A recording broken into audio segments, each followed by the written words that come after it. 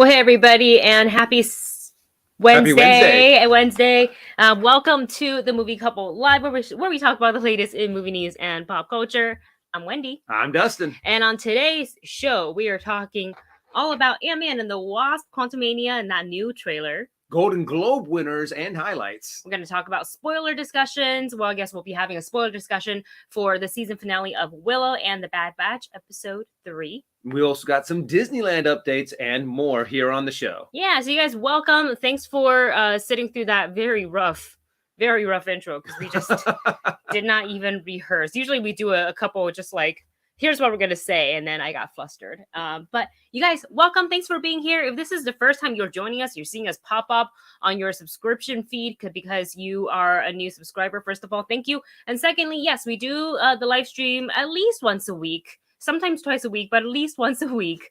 And we just talk about the latest news in entertainment with, I think a lot of it, just because we're passionate about it, do focus on sort of the fandom-centric type things like Marvel, DC, Disney theme parks, and etc. But for any of you who have watched the show before, sometimes we go off on tangents in different directions, and it might go off and just talk about whatever the heck we want. But that's half of the fun of joining us. So grab your coffee, grab your boba, grab some liquid IV with your...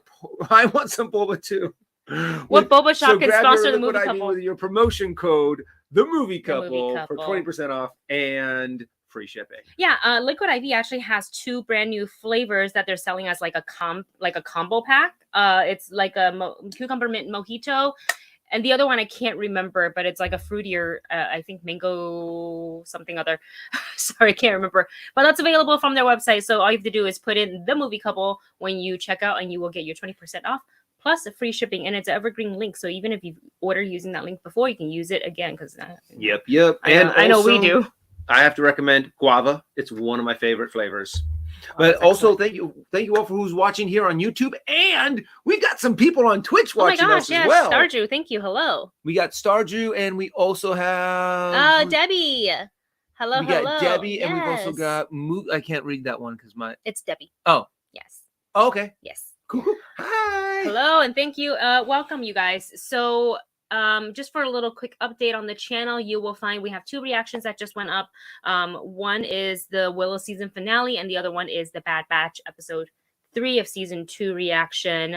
So both of those are available on the channel now. So go ahead and give it some love. Oh, thank you, MK. MK says free Twitch view. Woo! Thank you so much, Ruben. Thank you for watching the Bad Batch reaction. I have to admit, this episode of the Bad Batch, really good. I can't wait. We'll wait until the end of the show to actually start diving into spoilers and stuff. But this was an episode that I'm really excited to talk about. And then to answer Jeezy Garcia, did you guys watch the Evil Dead Rise trailer? We have not. I think I am gonna do a reaction to it, but it'll be a solo reaction. I feel like I keep putting this man through like a bunch of horror when it's just like not his style.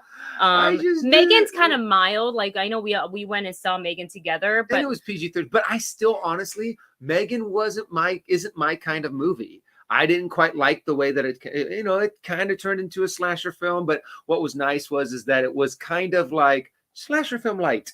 So if you want to take if you wanted to see if your kids like those kind of movies, Megan's a good way to start them off with it. Yeah, our friend took her younger teenager, but she's a teenager, but she's on the younger side of being a teen, and she had a great time with it. So just if you're wondering like how you can, I guess maybe training wheel them, and if they're really into horror and they've been begging, and you're just like, no, this one would be an okay one. Okay, so yes, there will be a solo review for that, but I also did ask Dustin on the horror side of things, because we all know next week The Last of Us premieres, and I said, are you going to be okay watching that? Because I really want to do a reaction. I think it'll be different. Be tough, but I really want to see it, honestly. For example, I think this is going to be very close to the tension and the anxiety that I feel when I was watching The Walking Dead. Very similar kind of movies, but I feel it's going to be interesting because it's just going to be so much tension and so much. It's good. It's amazing. It's awesome drama. It's great character development. It's a great story. But when you're done with the episode and you're just coming out kind of feeling exhausted and weary, and that's not really the way I want to feel at the end of seeing something. Let me ask you this. But I'm still going to watch it because I really, really want to watch it. I have 2 questions. And also, you know what? Maybe I'll join you for the Evil Dead, because I haven't seen the Evil Dead movies, but I have watched Army of Darkness. Ash vs. Evil. You haven't watched the Ash ones? Nope, haven't. Well, there's don't tell Bruce the Army of Dark. I watched Army of Darkness. Okay. And I thought that was a great movie. I really had a lot of fun with it. But that's also very much more on the comedy side. Yeah, this one, I think it's less. It's more than less. Yeah, it looks a little bit more Exorcist. I saw one little clip of it to where it was like, your mom is now in hell. I'm like, oh my God. The Exorcist was one of those movies that I've seen it, and I will not watch that movie in my own home when I'm by myself. Well, I will not watch that movie in my own home, period, just because I feel like it brings forth bad juju. It's weird. Okay, so did you feel the same way when we watched Train to Busan? Because we watched that. I there was like a little bit, but Train to Busan is more of a action zombie movie. I mean, I feel and like less of a. The Last of Us will be similar. I don't. No? I think The Last of Us is going to be a lot heavier, a lot more drama. Well, I think it's going to be. It's kind of like comparing. If you compare Train to Busan to The Walking Dead, where yes, there are tons of similarities. It's more along the lines of in Train to Busan, it is an action-packed, constantly moving, high adrenaline kind of a movie. Yes. Whereas The Walking Dead is that slow character build, having you really care about these characters, really love them, and then there's just that anxiety of, oh my god, they're gonna die, this is when they're gonna die, this is not what they died.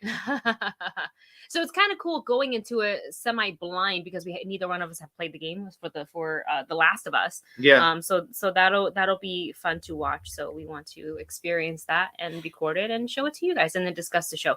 Okay, so let's go ahead and get into the first one. And Reverse Prime, I see your comment. I won't read it out loud just in case, because we usually give people time to leave before spoilers. But yes, that is amazing, and I can't wait to talk about it. But first, we gotta talk about Ant-Man and the Wasp: Quantumania, the latest trailer that they showed during the college football game. I think it's I don't watch football anymore, guys.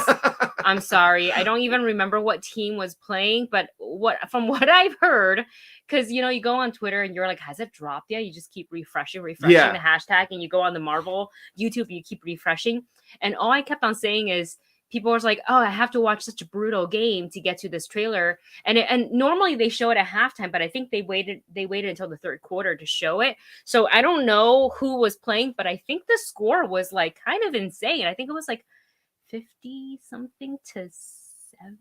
Oh, wow. I think so. Like, you guys let us know. Yes, it was. Thank you, Anthony.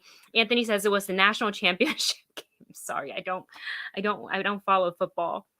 And honestly, anymore. Out of all the 65-7. Whoa. I'm so sorry. That's brutal. That's kind of like at the 65-7 in the last quarter. How many I can touchdowns just see and field goals is 65? 60. Well, I don't know how it actually does, but it's 7 for a touchdown and a field goal. point conversion, and then 3 points for a field goal. But honestly, football is one of the only games that I can sit down with my dad and watch. And I actually will get into it. Yeah. But outside of that, I don't. Yeah, I can't. I don't know any of the teams. I don't have a team that I root Does for. Your dad watch college stuff? Yeah, I think he does. Okay. But but to finally have that trailer, and I have to admit, there's a lot of things that we saw. Wrong comment. 8 touchdowns and 3 field goals. Wow. You know what? By the third quarter, that's when you're so far ahead. That's when you bring in your second or third stringers, just so you can get them off the bench and actually onto a game. That's so rough, man. At the championship. Yeah.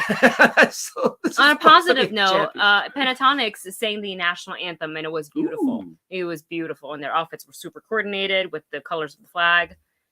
Fantastic. All right, let's talk about this. I'm so sorry.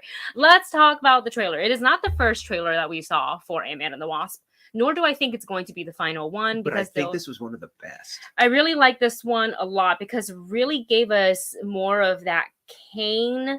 It's not completely Kang focused, but it definitely had more of Kang in this one, in my opinion, than any of the previous ones. Longer speeches, plus his interaction with Scott Lang talking about this Yes. deal. I can give you what you want, what you didn't have, and you'll never get back. It really Time. focused on that. Yeah, it really focused on that deal, their time in the quantum realm, the battle that is going to ensue. And of course, we got to see lots and lots of Modok. We got to see Yes. more Modok than we had ever seen. We got to see him out of his armor. There's Modok. Sorry, There's- the picture is Now formatted weird. We kind of saw this picture before, and it was really quick, and we were like, oh man, are they actually just going to have Modok as kind of like a robot type character?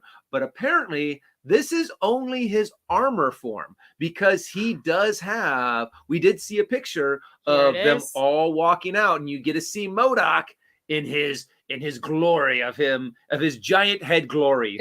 Maskless with the face.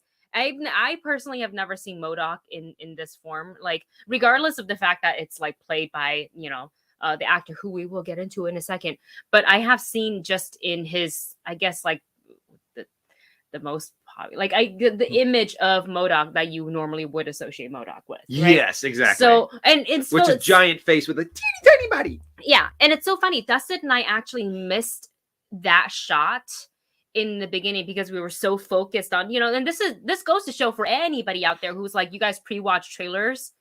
This goes to prove we missed that shot of Modok. If we had pre-watched it, we would have called it out, but we totally missed it because we were so focused on, like, there was so much going on, and we were listening and watching Kang walk, and that just completely missed. And it wasn't really until the rewatch. So we'll do a rewatch as soon as we finish recording and saying, our thoughts in our video. Then we'll go back and rewatch it again. I think for this one, I didn't. You may have rewatched. You did. I definitely rewatched it. I was like, edit. How did we miss that? Yes. I was looking for Modok. Even before we saw the trailer, I was like, I cannot wait to see more Modok. More Modok. And to see how what they were going to give us more. If not, thank you so much for the super sticker of the cute little doggy. Or the fox, right? Cute. It's a fox? It's a fox or a dog? It's a fox dog. It's a fox dog. But yeah. But I mean, now this also gives us a hint on what's going on with Modok. Because I'm sorry, I'm going to mess up names like crazy. Oh, the actor? Not just the actor, but the character. So it's the actor is Corey Stoll, who we previously have seen in the first Ant-Man film, who played Yellow Jacket / Darren Cross. And the fact that once you actually sit down and think about what happened at the end of the first Ant-Man, it makes total sense that he would be in the quantum realm with Kang, because at the spoiler alert for the first Ant-Man movie, if you haven't seen it, when Ant-Man starts pulling all of the plugs and you see that, like, he starts imploding on himself, you think, oh yeah, he's dead. But you're like, oh, wait a second. Technically, he could have just gone into the quantum realm, met up with Kang, and Kang's like, do you want the power to be able to defeat your enemies and be the most intelligent being in all of the multiverse? Yes. And like, yeah, sure. All right, here's the process. Ah! And he just turns into a giant head. Yeah. But honestly, I've been watching some videos to get a little bit more backstory about Modok. Like the new Rockstar broke it down.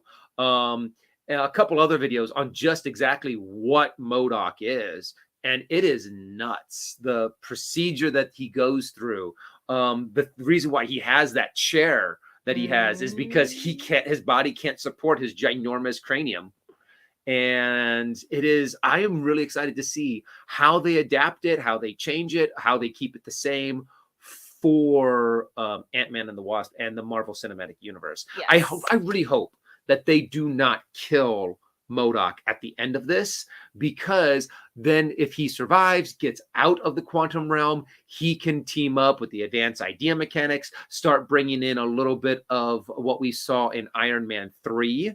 Yeah, Iron Man. Oh, was that? Yeah, Iron Man 3. Mm-hmm. And I'm really excited to see AIM come up as like a world threat and maybe bring back Ultron, because not all of the Ultron bots are destroyed.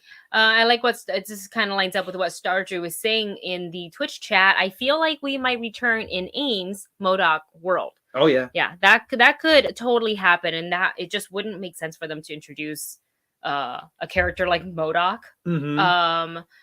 To be like, okay, well, sorry, now you're just gonna get variants. You know what I mean? The one of the things I do worry about with that, now that we're kicking open the multiverse, I hope they don't use that as a crutch to, like, it's okay, we say bye to this character because we'll have another version of them. You know what I'm saying? No, that is like, something that would be it dangerous. could happen. I just don't want it for us to then feel like certain sacrifices or certain choices that these characters make wouldn't be as impactful. Yeah. You know what I'm saying? To where you're just like, like we killed Modok, paradox. but here's another Modok. Right. And you're like, well, I'm curious on how they're going to juggle that. So far, Marvel has they have a pretty good track record of not doing things like that. You know, when characters have died, they have stayed dead. Yeah. So far, I mean, there are rumors and Mephisto theories about, you know, can Robert Downey Jr. come back as Iron Man now that we have the multiverse, which a lot of people want to see. And honestly,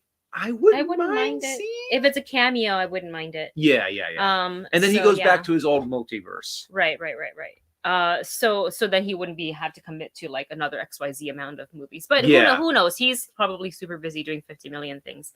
But this trailer looked really good. It makes it seem like Scott is faced with the choice of sacrificing, because that line, it's so good. I want it on a t-shirt.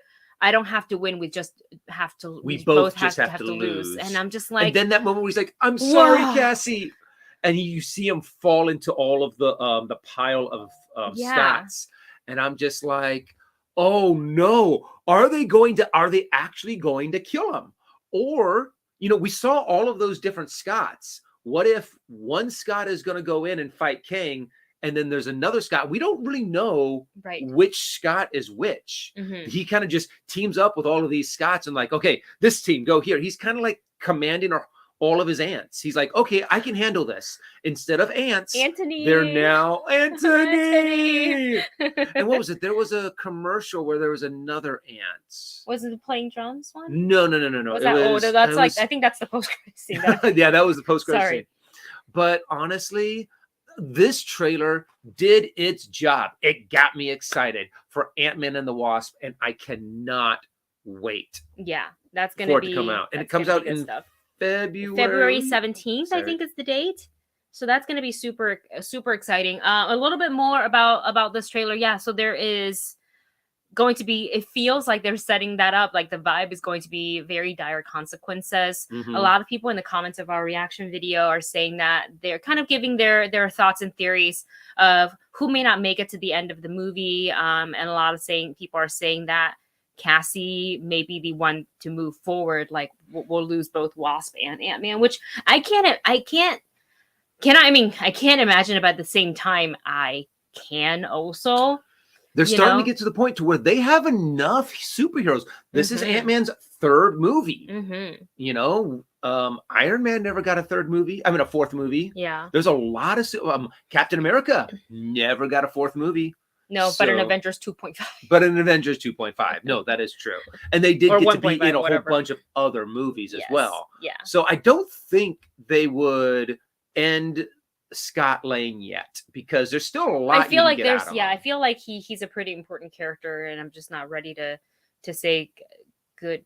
I haven't seen enough of Scott Lang. And plus Paul Rudd, he's so great. Paul Rudd is so good. The never aging Paul Rudd. He's looked the same ever since we saw him. Ever since Clueless. Yeah. We're so excited to have Jonathan Majors as our Kane. The first time I saw any of his work was in Lovecraft Country on HBO Max. If you haven't seen it, please watch it. It is excellent. And then we got to see him again in Loki season 1 as he who remains. He who remains. I was gonna say he who shall not be named. That's a different. That's close. Sorry, but he warned Loki and Sylvie.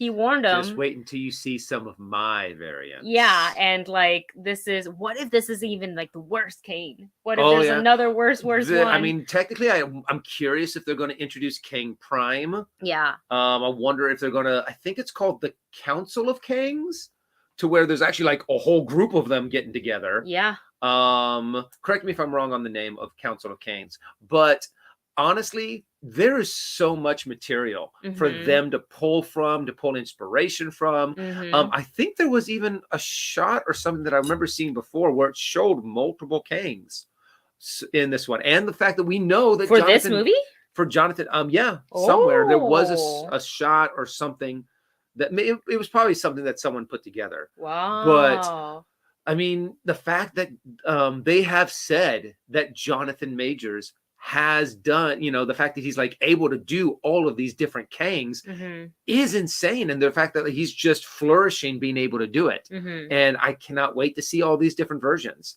I'm curious on if they're going to kill this Kang. So we get the idea that it doesn't matter if you defeat a Kang, there are still an infinite number of others waiting in the wing to ruin your day.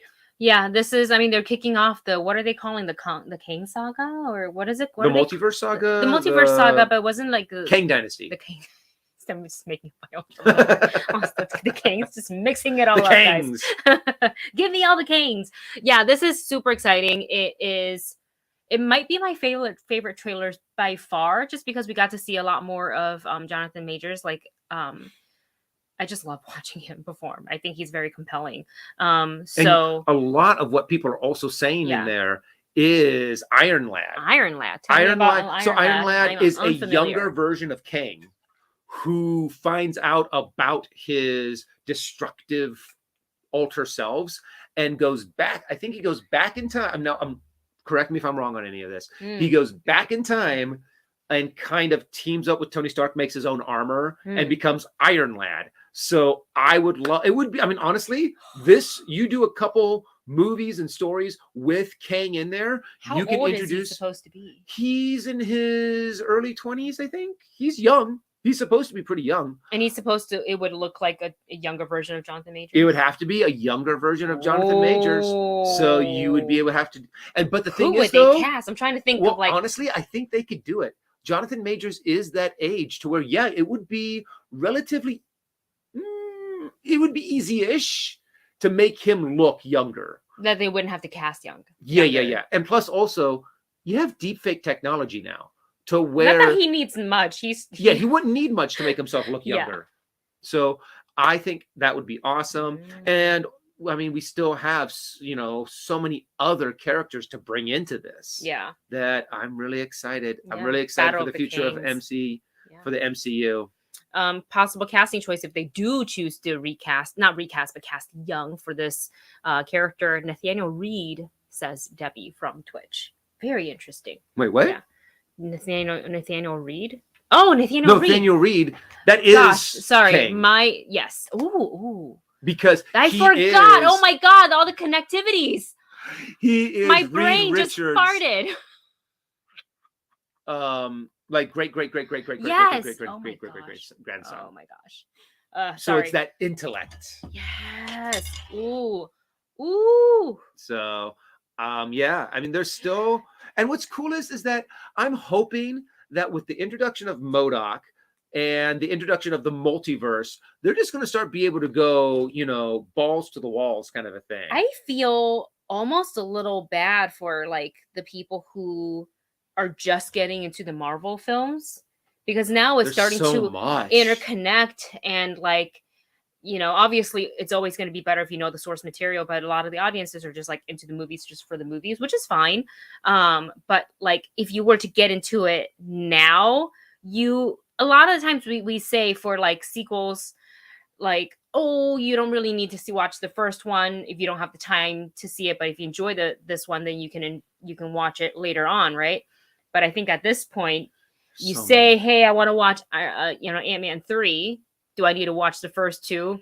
Well, it's not only You need to watch that. those. You might need to There's watch a little bit of Loki season 1. You a might little need to... bit of, you also might need to watch a little bit of the Avengers. You have to, I mean, they're going to have to start making, like, right before the movie starts, previously on Ant-Man. Yeah, they're gonna have to catch up on a lot, but I think in a way, then they wouldn't be hungry for content for a while because there's so much. And plus Disney Plus, if they have it, I think they list things in chronological order Yeah. for you, so that makes it a little bit easier if you're like trying to Google how should I watch this first. But also for the people who don't have time, then I feel bad. I'm kind of like, well, hopefully you go in with what you know or don't know, and you still get to enjoy the story. And here's also another thing, when we sit down and, like, for example, other big franchises like Star Wars, there's a couple different ways to watch Star Wars. There's, do you go in chronological order? Do you go in the release dates? Do you go in the machete version?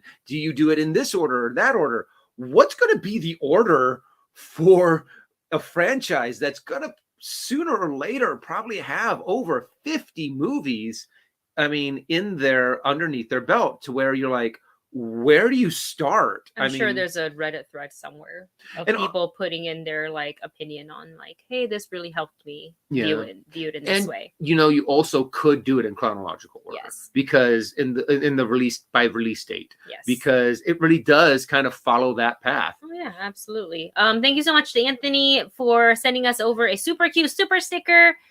It's because I said about my brain farting. Maybe because I literally you can tell on the days where I don't sleep enough, where the brain like is not computing. Brennan Marr says, "Words of wisdom from Wendy. My brain just farted." Put that on the next movie couple shirt, huh? I think we should get that. No. Words of wisdom. My brain just farted. Man, that's great. Yeah, and Debbie says on Twitch here, Disney Plus does group sometimes based on who is the hero, and look at the Black Panther collection. They do that. Mm-hmm. They do nope, do that. that's so true. That's really, really great. All right. And Theodore says that Wakanda Forever was the 30th. Oh my gosh, 30 movies? 30 movies. Whether you don't love Marvel Cinematic Universe, to each their own. Yes. You do have to admit that Marvel has done something that no other franchise has ever done. The continuation of just being able to continue with this narrative forward through so many movies. No other movie's done that. Yeah. No other franchise has done that. It's impressive. Yeah. Whether you like Marvel or not, it's an impressive feat. Absolutely. Francisco with an observation here, who writes, "Hey folks, wondering if you folks caught the color scheme of Quantumania." In parentheses, they write Shang-Chi, Miss Marvel, the writing on the quantum realm. Very interesting. I caught that up after I noticed a comment from one of the viewers in our reaction video, and I went back and I zoomed in on the like the structural, they look like the rings, and they have the same, it looks like the similar, well, actually, I'm not sure about the Shang-Chi writings, but it does remind me of the Miss Marvel writings. Yeah. But I'm sure they're all connected, because like what's his name? Wong literally said that those were thousands of years old. Yeah. The 10 well, rings. And also the way that they're starting to break it down, New Rockstar did a video on the differences between universes, realms, and planes. My God. So the fact that you Sounds have, like you have like the campaign. I know exactly, to where it's just so many layers upon layers, where you have alternate universes, which are the strings of time that Kang was trying to control. You have the realms, like the quantum realm. You have the they haven't introduced it yet, but like the Phantom realm, that the Fantastic Four are in, the one in the light realm. But you also have planes. The light realm was introduced a little bit in Miss Marvel. In Miss Marvel. I can't remember the name of the place though. But also you have the planes of existence, which you have like the afterlives. The different you have like the afterlife for the Thor. Valhalla. Valhalla. Thank you. You have Valhalla. You have the ancestral plane. You have so many. My brain farts all the time with names. So I am horrible with that. And just how deep they're getting with it. It is going to be difficult to start to keep track of all these. Yeah. Thank you, Adam. Adam says you were thinking of the Negative Zone, Dustin, from Fantastic Four. Negative Zone. Thank you. Phantom Zone's from DC. See, this is why it's great we have you guys in the chat. There are fans of so many different fandoms, Marvel and DC alike, because it's helpful. Yeah, it's helpful, and it helps us learn something. King James says Moon Knight also dealt with different afterlives. Yeah. I can't wait to see what Marvel is going to give us, because they've introduced. That's what it was. Yes. Oh, it's Hallow. Yes. Thank you, Theodore. Yeah, they've introduced us to so many cool characters just through like the streaming platform, and makes me wonder, do we get to see them on screen eventually, or do they stay in on stream? I don't know, but it's just really cool, because when they do pull them in, they would have been already established and introduced to some of the audience members that if they haven't yet, then they're going to go back and get to learn about this character in this series, which is really cool. So we're super excited for Ant-Man and the Wasp, Quantumania. It's such a mouthful to say. Like I said, it's so weird in our reaction video. And this is the first movie to kick off Phase 5. Yep. Yeah. This is how we're kicking it off. I'm super excited for this. And I feel like a lot of Phase 5 movies is like bring tissues with you, because I feel like this one's gonna get me a little bit, and then Guardians of the Galaxy Volume 3 is definitely going to be a tearjerker, because the whole cast was literally crying at not D23 at Comic-Con. So yeah, they didn't do anything for D23.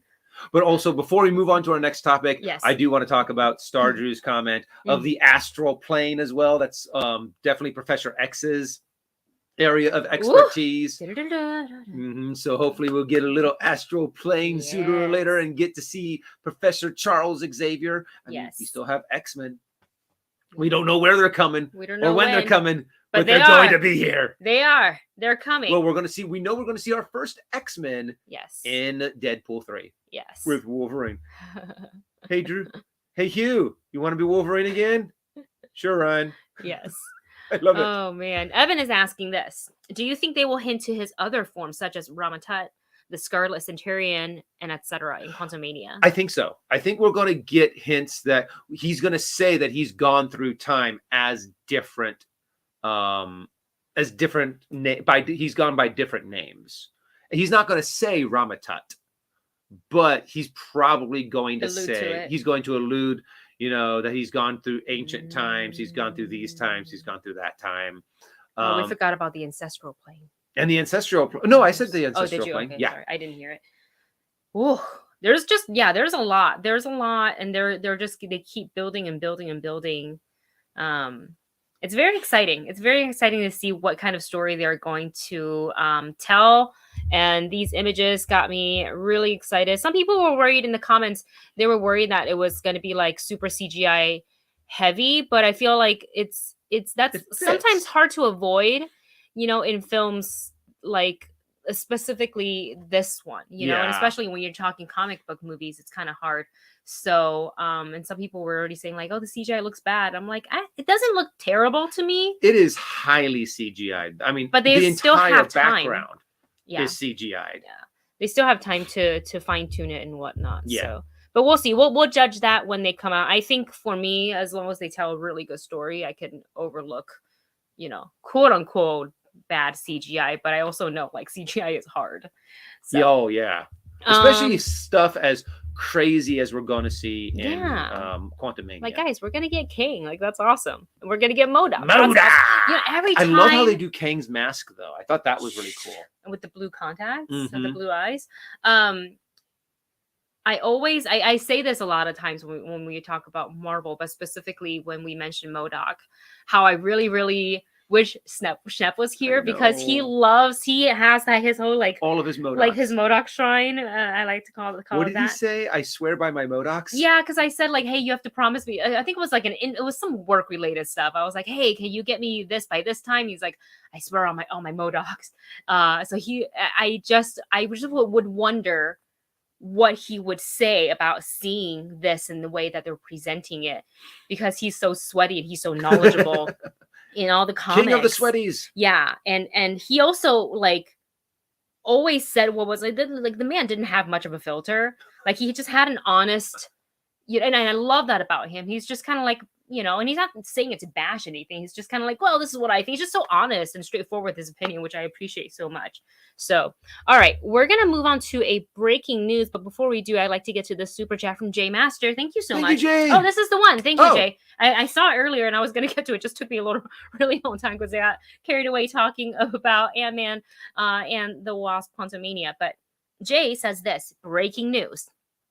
Ahead of the Flash premiere, Ezra Miller has pleaded guilty on unlawful trespasses, facing 90 days in jail with a fine of $500 and 192 surcharges with 1 year on probation. Oh, wow. 90 days in jail. I'm assuming that since he's pled guilty, he's going to have that knocked down to being able to do his time at home. What is that called? House arrest? House arrest. And he'll have to pay probably a little bit more since he isn't going to jail. But I mean, this is all just I don't know if this is actually what he's going to have to do. Right. But 90 days, if he spends 90 days in jail, that's a big chunk. MK chimes in as well. 89 to 90 days in a suspended sentence, as well as a year probation and $500 fine. That's such a low number of fine. It's pocket change to that man. But it really does show that Ezra Miller. It really does seem like Ezra Miller is like, them. Oh, sorry. I'm sorry. My apologies. Sorry. That it does seem like they are going. I understand I messed up.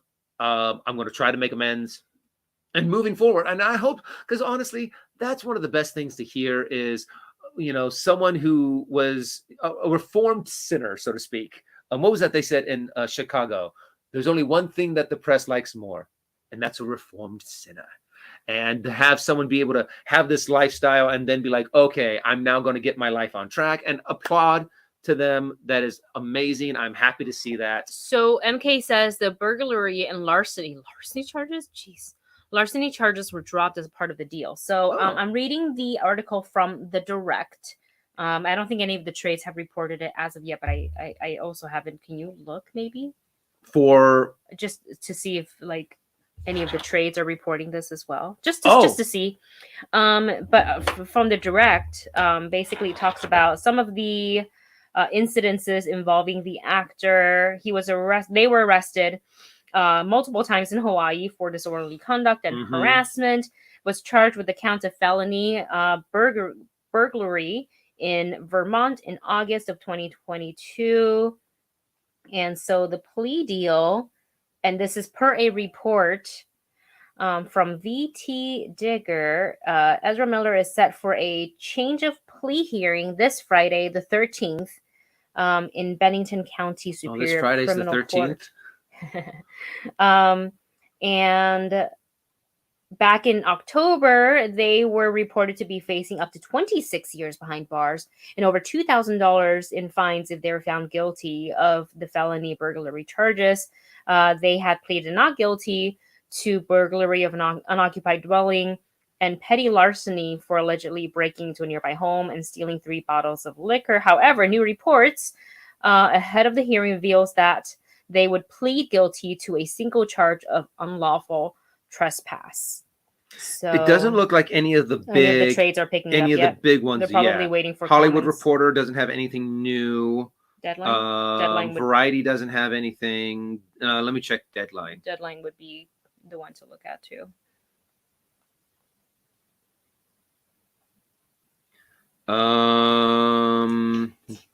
No, like this. The latest that Deadline has is something. Wait. Oh, what are you talking about? That's October. Yeah, I was looking at the dates. All right. But yeah, it doesn't look like any of the big ones. I'm pretty sure within a couple of hours, it's going to be plastered. Yeah, they're just everywhere. trying to get confirmation from either their direct representation or management team if they choose to, and just following sources. So it'll probably be a while, but yeah. But thank you all for bringing that to our attention. Yes, thank you very much. It's always interesting to hear. I mean, to have these breaking news and be able to discuss them on the spot. Yeah, thank you guys so much. So we will go ahead and keep you guys updated on that as it develops, and we're gonna go ahead and move on to our next piece of topic, and that is the Golden Globes. And thank you so much to Theodore for sending in a super chat, because this is what we're going to talk about. So congrats Perfect to timing. Angela. Yeah, exactly. To Angela Bassett, to Michelle Yeoh, and to Kiki Kwan for the Golden Globes. So let's talk about, I low-key forgot that it was happening. Well, I mean, last year they didn't broadcast it. That's true. So I low-key forgot it, and then I was, doing the scrolling thing, and as I go in the rabbit hole that is the clock app, and and I was like, and then I came across both Michelle and Kiki Kwan's acceptance speech, and I was like, were amazing. Michelle Kwan, they tried to play her off.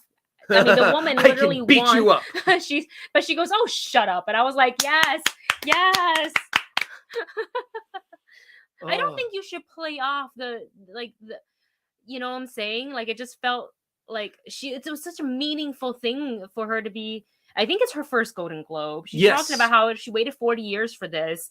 And I was like, come on. And that speech to where she's talking about how, it's something that is always kind of in the back of your head.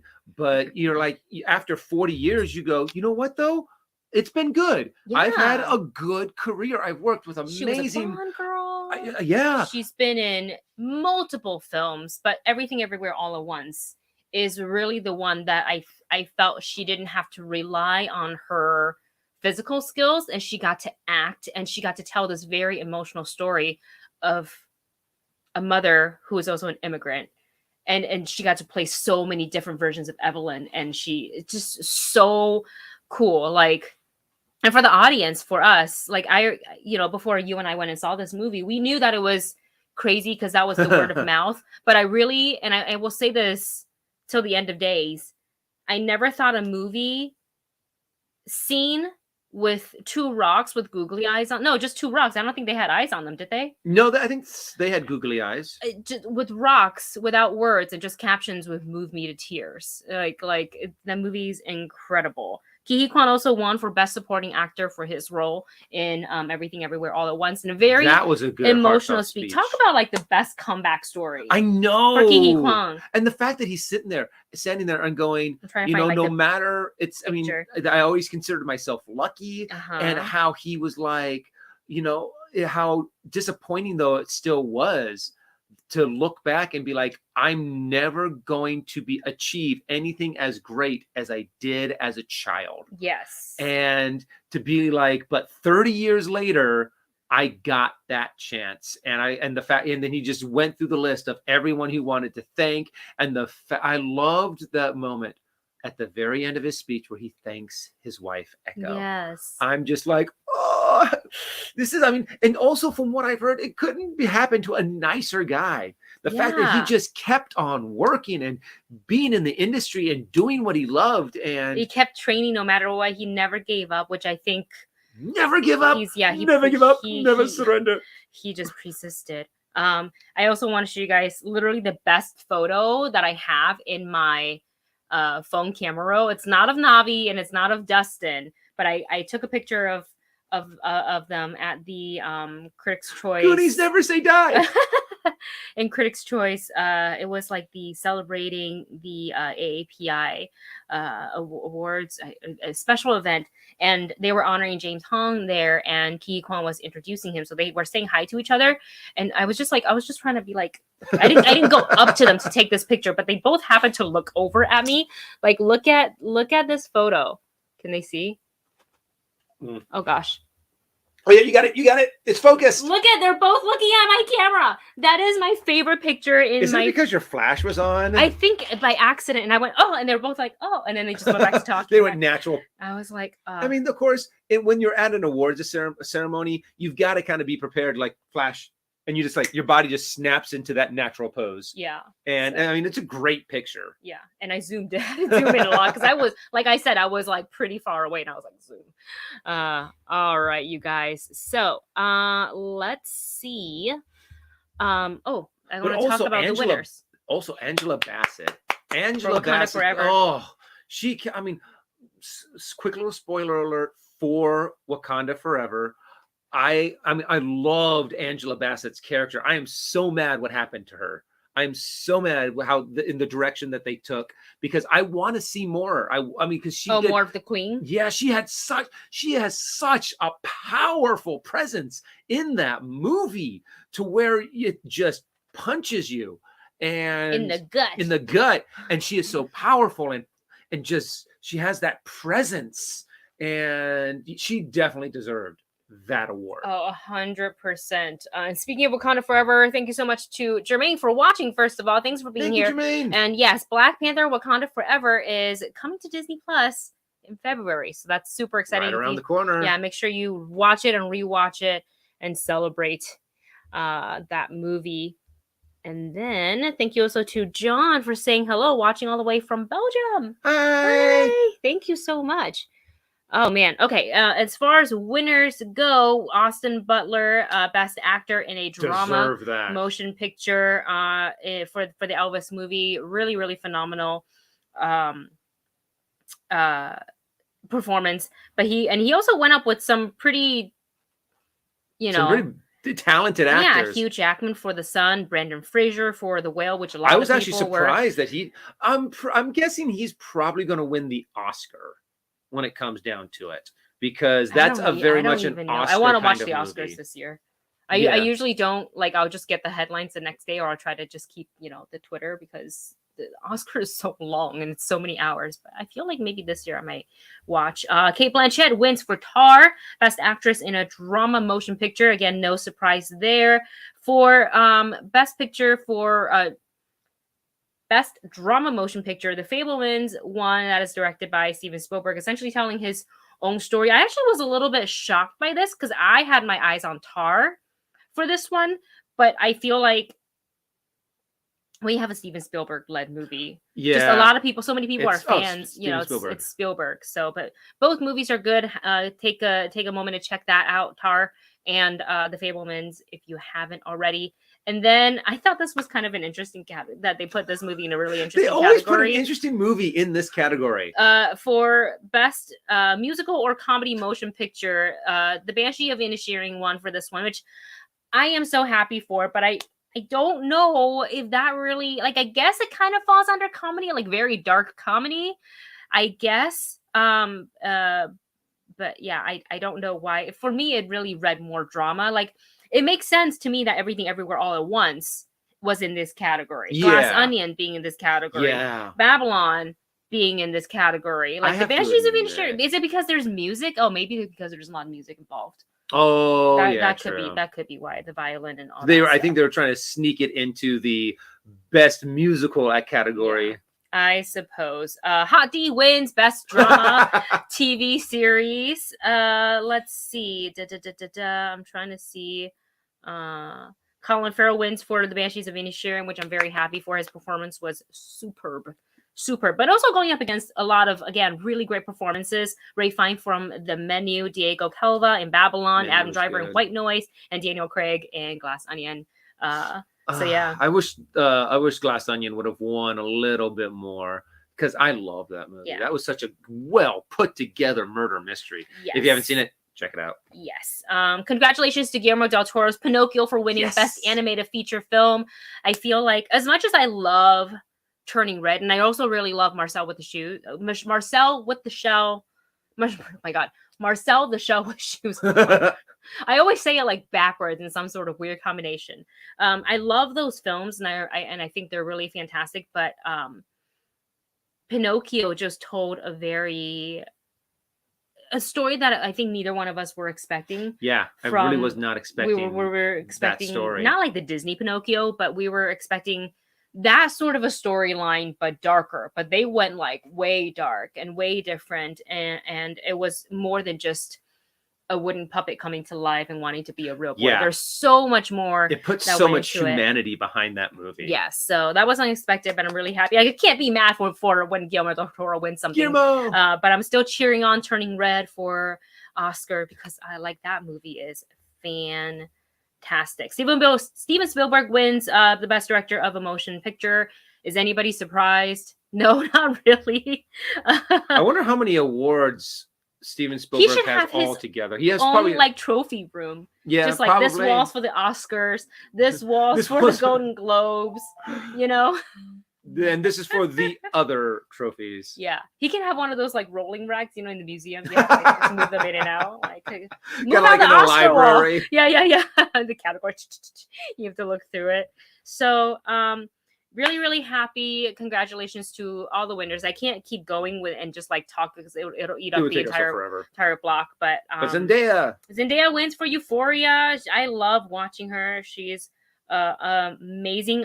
Quinta Brunson, I hope I'm saying her name right, from Abbott Elementary, which by the way, if you have not watched the show, you have to watch it. It's so good. And Abbott Elementary also won for best musical or comedy TV series. All right, we're gonna go ahead and move on to a couple of other topics. Otherwise, we will be here. Yeah, because we actually have a lot of other all stuff that we day. want to talk about. Yes. So let's go ahead and get into. Do we want to do the Disney stuff and then we will do let's spoilers? do Okay. Disney stuff and then we'll hop into spoilers for Bad Batch and Willow. All right, I got to go to my notes for this one because I don't remember all of them. My brain is very tired. Our brains are very, very mushy today. Yes. We were both up. They're both farting. Late editing. Yes. And my Wendy gets done with an hour-long edit before I even get done with a 30-minute edit. So well, Wendy's the master. When you do, it's all you do. It's all I do, guys. I don't have an editor. It's all I do. So it just, and I also sometimes, it's really sad, like being kind of the person on camera plus the editor plus all these other hats. When you're watching something that you know you're reacting to and you know how you want to cut, in my head I'm already formulating the edit. That's which smart. is like, it's so sad though, because I'm not like there's like 20% of my brain that's still like working away and like only 80% of me is enjoying, or maybe even less.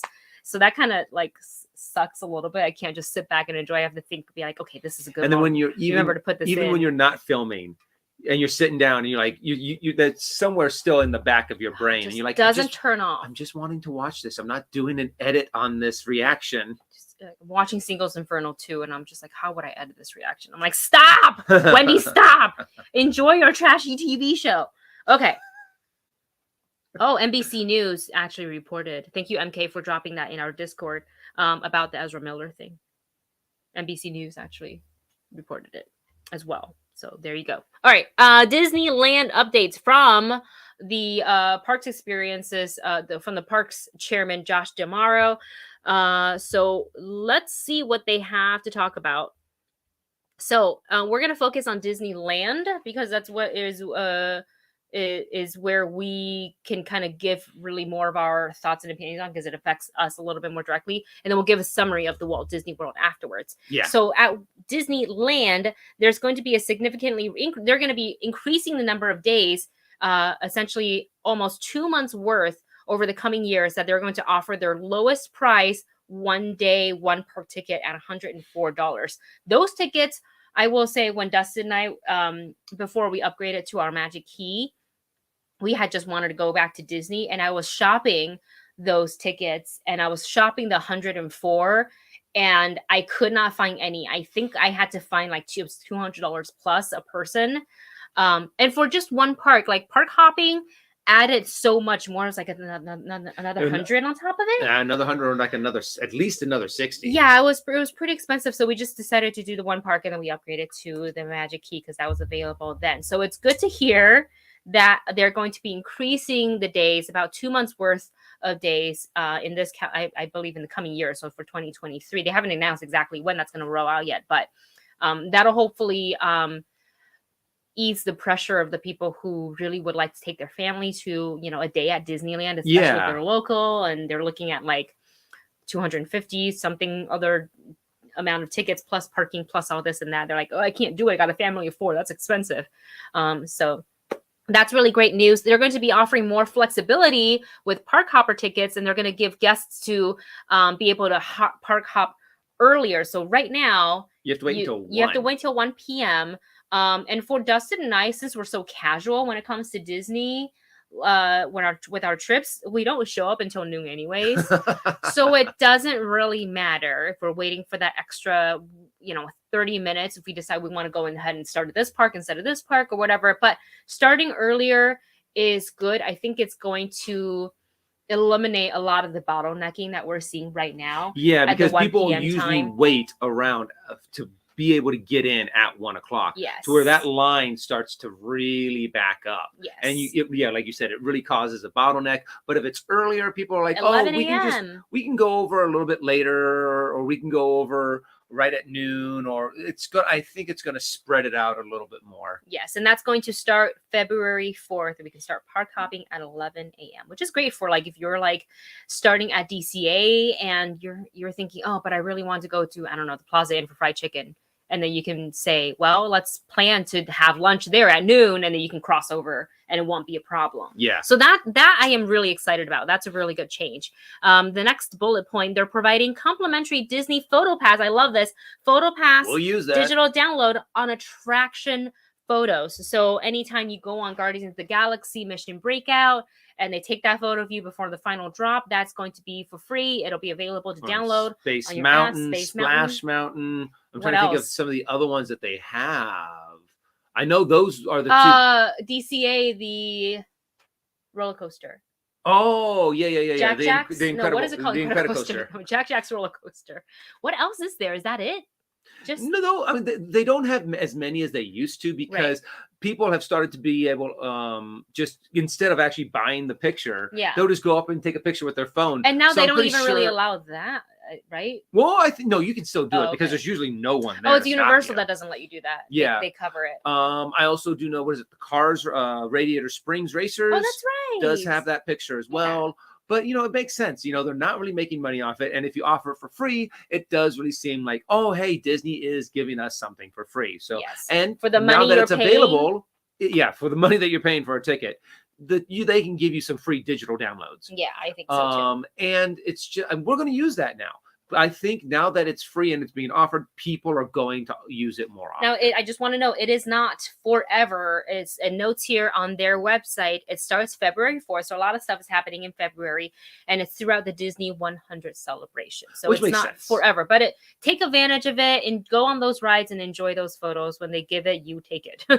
And then finally, the last bullet point, they're making Magic Key Passes available for sale more times during the year as inventories become available. So they haven't said when or how. I feel like they're probably going to do a very spontaneous random drop. Like they won't announce it.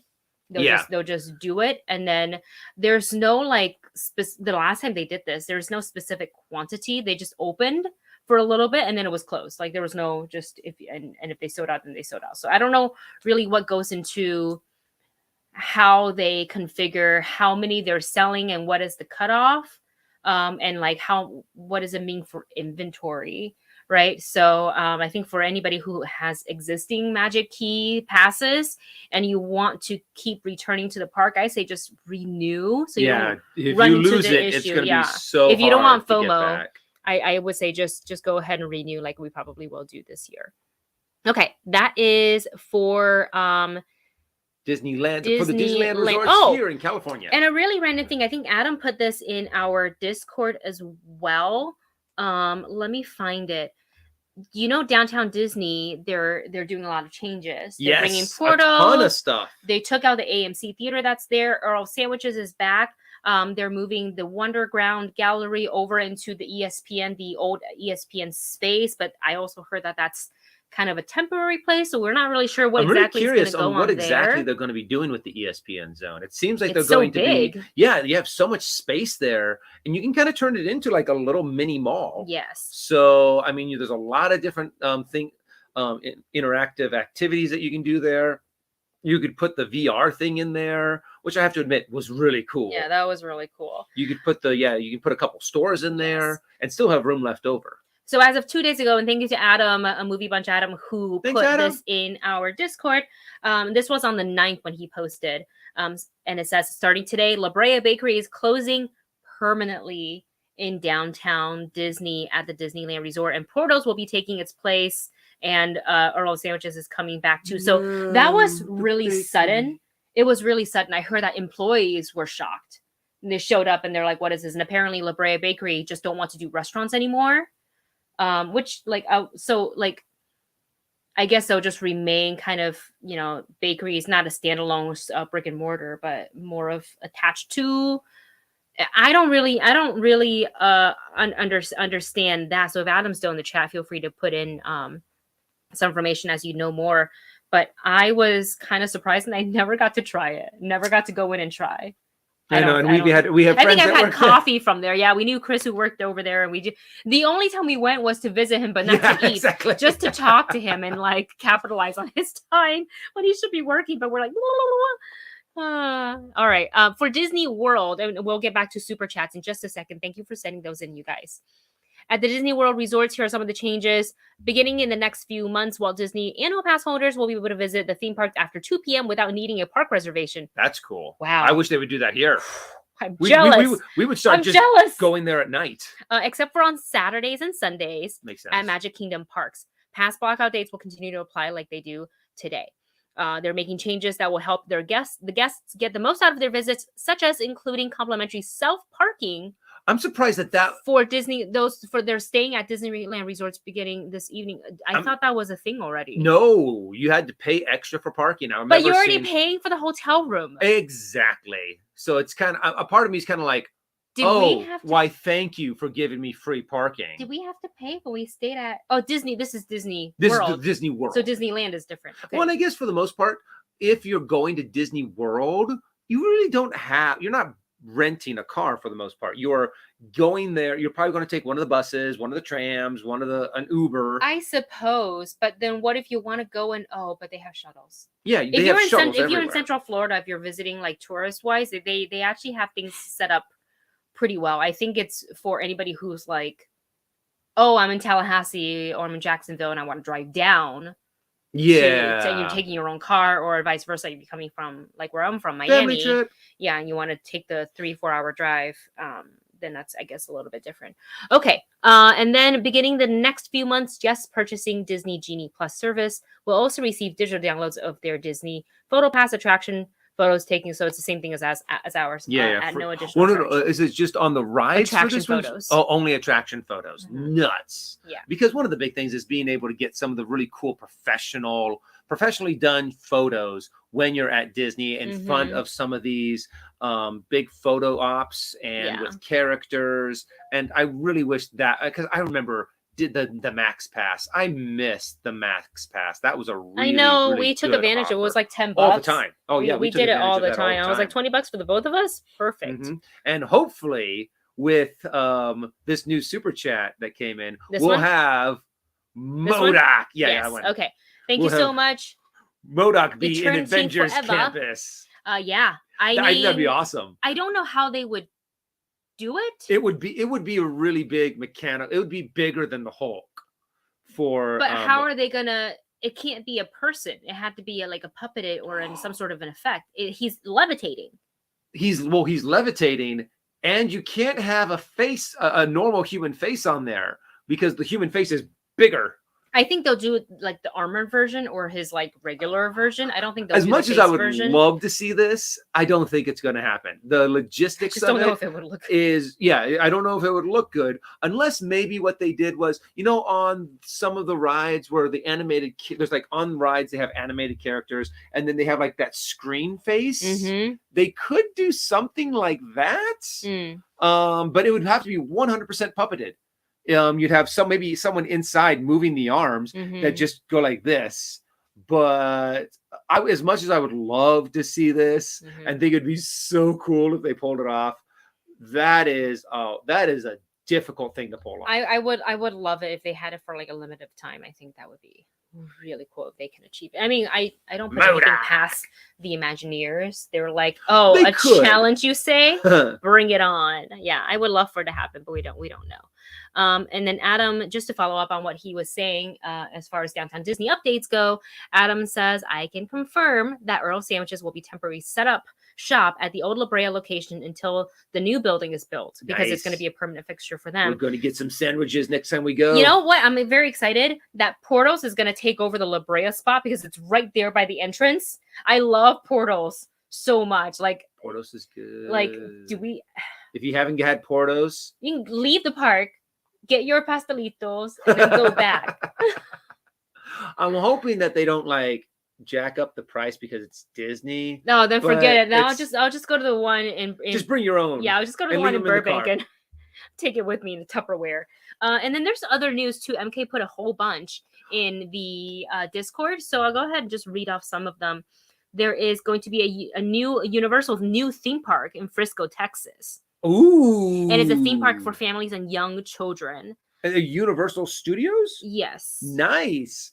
And you So, good. let me go to this. You know, Texas needs Texas has a lot of big theme parks, but they don't have They got Six Flags. They have a Six Flags. They have a Great America. But I don't think they don't have they don't have a Disney. They don't have a Universal. So yeah, Universal. Be the big brand that goes over there. I mean, why not? This is super exciting, and it's going to be geared toward younger children. So it's designed specifically to inspire fun for families with young kids. And the company promised a quote unquote a lush green landscape featuring immersive themed lands. And they're going to also bring to life its beloved characters and stories in ways that will wow even the youngest theme park goers. I want to go. Texas has good food. I want to go. So it's going to be built in Frisco, Texas, and Adam says that it's a resort, not a park. Ooh, so even better, bigger. Yeah, even better. We're designed to is expected to feature family-friendly attractions, interactive and playful shows, character meet and greets, and unique merchandise and fun food and beverage venues. Hey, I'm always down for a new theme park. Yeah, I saw someone Texas on Instagram, isn't that far. Instagram or on TikTok. Someone posted that somewhere in Germany there's like a Disney ripoff, like Epcot, right, or something. Well, it's very much a Disney ripoff park, but it's all themed around like German folklore, which do mix in a lot with Disney. Mm-hmm. So we've put that on our bucket list to go and visit. Yes. Oh man, the Skyliners. Yeah, I forgot that Disney World. I'm reading you guys is in the chat. Disney World gets the Skyliners. We don't have that in California. And then finally on theme park news, another bit of Universal news, but it's not taking place at Universal. It's going to be situated in Vegas, and we're getting a year-round horror experience. Yes. And this was tweeted out via the official Horror Nights Twitter account. So that's super exciting. I don't really know much else about it other than it's year-round. There's a photo. It's a big house. I would love to go. That sounds pretty cool. I haven't been to Vegas in years, but I will go to experience Vegas, baby. Yeah, they do a lot of horror stuff over in Vegas. I think they have a lot of mazes for the Halloween. Well, not the Blumhouse, the Eli Roth one. Oh yeah. But that you had to sign some sort of crazy waiver to go into it. I remember hearing about. I don't know if that's true or not, but I was like, I don't really want to go into a horror experience that I don't have to sign a waiver. I don't think going to Universal Studios. No. I mean, it's scary, but it's I think they have scary. Warning. If you have bought a ticket, you have pretty much said that you are okay. And there's going to be flashing lights. So like if you have sensory issues, two lights into certain, health issues that it'll trigger some sort of panic order or anxiety. Like maybe it's probably not for you, but you don't have to sign a waiver to go. No, it's kind of more of a note before you go. So that's just a heads up. That's interesting. Yes. Oh man. Okay. Oh man. Oh, wait, here it is. Okay, MK, thank you so much for dropping it. So this is a permanent experience in Vegas based on Halloween Horror Nights. So they're going to bring to life Universal's vast library of classic horror films with a variety of unique, immersive, horror-centric experiences, bars and restaurants, special seasonal events, and merchandise. And the space will also feature a continuously updated experience with seasonal events. That sounds like cool. That sounds like a lot of fun. Hey, I'm always down for more theme park experiences, more attractions, more cool stuff. 20-acre expansion? Dang. That's huge. Area 51? Yeah, expansion of Las Vegas' Area 15, which was described by Fast Company as experimental next-gen mall. And it's located a few blocks off the strip on Rancho Drive. And it's going to, the attraction will occupy a 110,000 square foot space. That's huge. Very exciting. I love what they do at Horror Nights. I'm not just saying that because I used to work as a character and used to supervise it. I genuinely love it. So that was exciting. It makes me want to travel to Vegas. All right. let's go ahead and move on to our final tidbit, and that is spoiler discussion. What just happened? You lost the comments. There There we they are. Spoiler discussion for two shows that we've been watching: Willow season finale and season 2 of The Bad Batch episode 3. So if you haven't watched those and you don't want to hear spoilers, we're not going to say earmuffs because we're literally ending the show. Spoilers. So yeah, if you have watched or you don't care about spoilers, and by all means stay. If you have to depart because you haven't watched it, you don't want things spoiled, we understand. Thanks for joining us. Make sure you give us that thumbs up before you leave our live stream. And again, thank you for joining us. Okay, and if you guys like the chat and you haven't subscribed yet, yes, hit that subscribe button so you guys can join us on the next one. Yes. Okay, let's talk about Willow first. Yeah. The season finale, the show that Dustin and I persistently watched because we wanted it. We really enjoyed. Willow. Yeah, we really enjoyed the original. Movie. It was part of my childhood. I grew up on it. I had a problem when I was younger calling people Peck because they say it all the time. I had a problem with language when I was younger because of all of the movies that I saw. My parents actually stopped letting me see certain movies because of that problem. What was the correction from your parents when they heard you call someone that? Well, it was more like along the lines that I just say it randomly. Oh my God. I was one of those kids. Yeah. So, but Willow has always held a near and a dear place in my heart. So I was really looking forward to this entire season. And I have to admit, there was a big chunk of this season that was very disappointing for me. I was a little upset at certain things, but I like the fact that at the end it did kind of ramp up. Yeah. And you can definitely tell that the big CGI budget went into these last two episodes. Like all of it. There's a lot of CGI, and it looked good in my opinion. Yeah. I thought the crone looked good. So you could definitely tell that the crone was CGI'd. Right. Her face and everything. But I was sitting here going, okay, it looks good. I'm sure they had like a mocap person, like a performer, and then they just mocapped her, and then or something. And if you guys haven't seen the movie Willow, you kind of need to see the movie Willow in order to watch this series. Yes. So yeah, I highly recommend it. It is a very 80s fantasy. Yeah. I mean, honestly, that was one thing that I was hoping that they would do, is take exactly what Willow was, but kind of take out the 80s cheese and make it so it just fit a little bit better in this time era. They didn't really pull that off. I feel like they had a problem with like their modern speech mixed in with dialogue that seemed a little fantasy. Right. So like not modern. It wasn't because like a character would say, yeah, okay. I didn't have a problem with that. I really didn't. It was when they would use phrases like, what did Lily say in episode 6? Mr. or Lord Freakazoid, or it was Sleazoid or something like that. Yeah. And I was like, it just wouldn't exist. Things like that. And that was kind of sprinkled throughout the series. And it didn't bother some people. And if it didn't bother you, great. I love that for you. I wish that was the case for me, but it was so distracting. And sometimes, and I say sometimes because sometimes we enjoyed the use of modern music. Yeah. Sometimes I thought it worked really well. Other times it felt really out of place and a little bit just made it really weird. And it felt like it made certain scenes end or start abruptly. And we had in this episode, we actually had a lot of build up to that, to where we had a lot of build up with the crone, with the storyline, with the prophecy, with Eric, and it felt like they really kind of got to this point and they're like, okay, do, and it's over. And so I was kind of like, well, wait a second. You built it all up and then you went through it so fast. Yeah. I felt like there was very abruptly. There was some weird thing that happened in the editing that made the pacing of this show feel weird. It just made me feel like there were more scenes and more things, and they just ended up cutting for time and to fit within these eight episodes.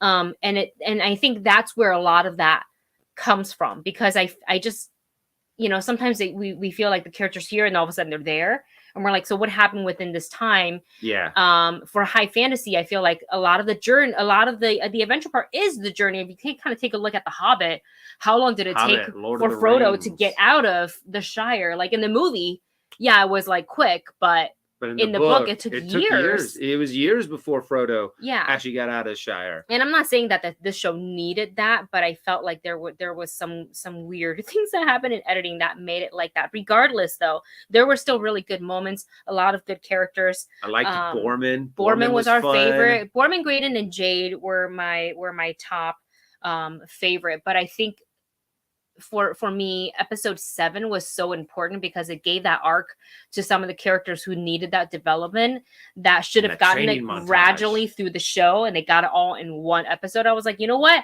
I'll take it. And I feel like that redemption for Kit, especially at the end, really, really worked out for her. And it was a growing moment because like Borman put that curious on her for him to come to terms with it's not meant for me, and for her to kind of have that connection where, you know, she questioned, like, you're only on this journey because you want to find the curious, and how are you connected to my dad? And all of this came to a head where she got to have that moment to hear him in, you know, in the encounter in the final episode, of put on the curious, becoming the sword and shield for Laura. Like, all of it came in full circle for her, and I love that. I just wish, I wish it was a little bit more gradual than just like all of a sudden. I have to admit that armor looked kind of cool. I liked the way they designed it. And the way Jade pushed it in, she was like, yeah. Go! And it was fun.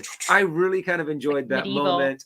Iron Man. And but us also being fight choreography people, yes, I could tell that it was in this episode where they hired some stunt fight choreographers, people to be there to do the sword fighting.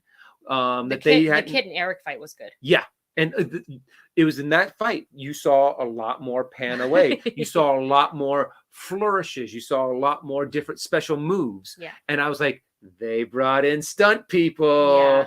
I really enjoyed it. So let's talk about the end, because one of our favorite characters, Graydon, throughout the show, he had like I think out of everybody else, had the most steady like arc, where it was just, we got little nuggets of him throughout every single episode, like development. We're learning things, something weird about his past, how he's kind of self-taught magic using the flute, and he has like this just natural understanding of it.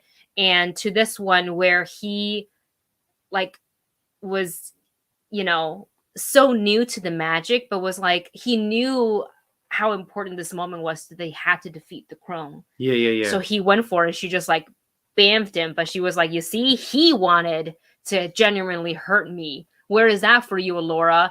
And at the end, we got to go back into that space where the worm was, and it's almost like he got bamfed into a different plane or a different world, because it's a whole different Alora. She's all badass in her black leather with the short hair, and I was like, ooh, again, a dark Alora. I like that. I liked how they did that to a couple.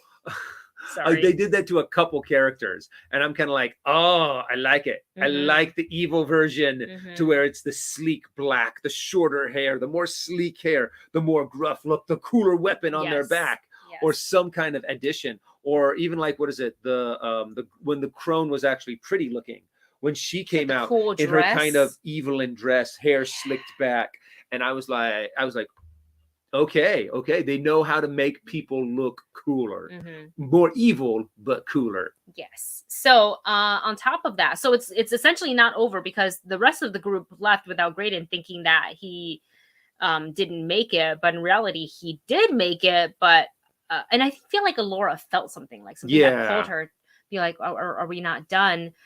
So they left it very open for a possible season 2, and then at the very end, possible when we season saw 2 and season 3, they're putting the first volume of Willow back on the shelf, and right next to it you saw volume 2 and volume 3. Now, I haven't heard anything about it being confirmed. I was looking on Twitter yesterday to see if, you know, once that was out they could announce it, but they haven't seen it. I did see somebody in the comments of the reaction video saying that they thought that season 2 was greenlit along with season 1, so we'll see if that is the case.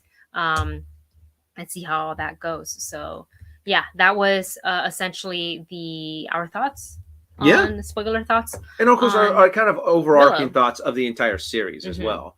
I mean, but thank you for stopping by, Debbie. Thank you. We'll see you later. But if you are part of the show and if you guys watched the show and you guys loved it, that's awesome. I'm so glad you guys enjoyed it. And I kind of hope that they do make a season 2. I need to see what happens to Graydon. I need to I find love out Graydon. more. I thought he was a great character. I need to find out more. But yeah, you know what? I want to move on though to a show that I liked, and now I'm starting to like even more with these episodes that are coming out, and that is Bad Batch Season 2. We got episode 3, and it was The Solitary Clone. Oh my gosh, this was an amazing deep dive into Crosshair, and to see this character development and to possibly get a glimpse into what's going to happen with Crosshair later on down the line, because Crosshair gets to meet up with one of our favorite clones, and that is Commander Cody. The one who took down Obi-Wan Kenobi. Yeah. There was a lot of context in this one. Yes. Yeah. And there's a lot of subtext. There's a lot of character building. There's a lot of world building just through imagery and storytelling.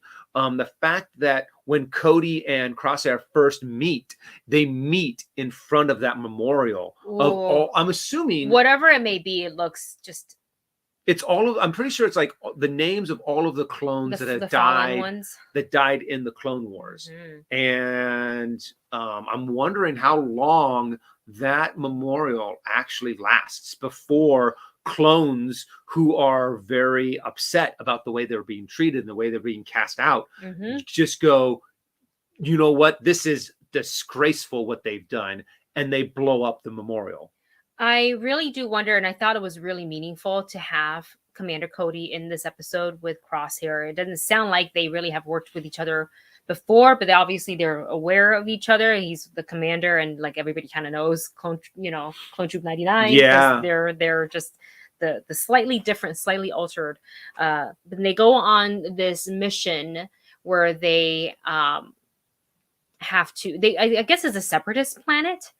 Independent planet, but the Imperial forces are trying to take it literally by force. First, they try to intimidate by sending in like, "Hey, I know you're the governor, but I'm the governor now. Okay, well, I am here to replace you or to relieve you of your title." Yes, and she was ready. Arrogance. Oh yeah, she was prepared. She was ready with her many droids of many kinds. So they sent in Commander Cody and Crosshair, along with some other a bunch of other clone troopers to infiltrate and to essentially secure the governor that is supposed to take over.